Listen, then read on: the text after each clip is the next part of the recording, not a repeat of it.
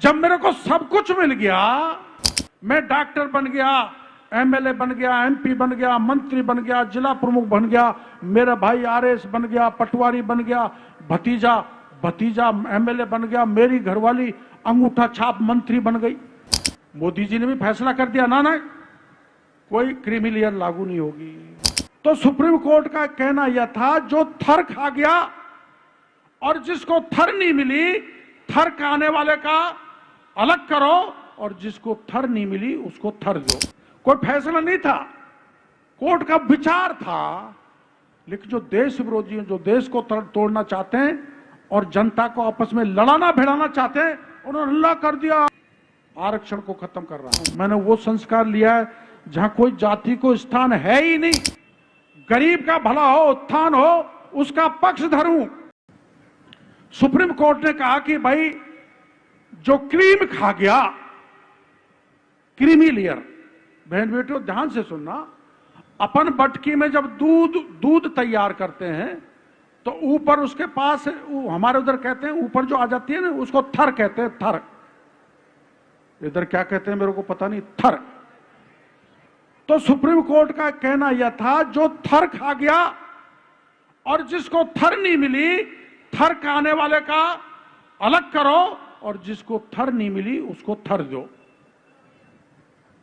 ये सरकारों को कहा, कोई फैसला नहीं था, कोर्ट का विचार था। लेकिन जो देश विरोधी हैं, जो देश को तोड़ना चाहते हैं और जनता को आपस में लड़ाना भिड़ाना चाहते हैं, उन्होंने हल्ला कर दिया, आरक्षण को खत्म कर रहा है, सड़क पर तुर आए। वही मोदी जी ने भी फैसला कर दिया ना कोई क्रीमी लेयर लागू नहीं होगी।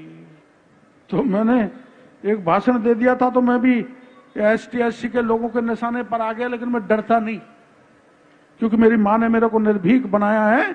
अगर बहन बेटी की इज्जत उल्टे, कहां किसी किसान का मान अपमान हो, तो मेरी छाती को छलनी कर दो, मैं पुलिस के सामने झुकने वाला नहीं हूं। मैं मेरी बहन बेटी का मान बढ़ाऊंगा, सम्मान बढ़ाऊंगा, उसकी इज्जत की रक्षा करूंगा।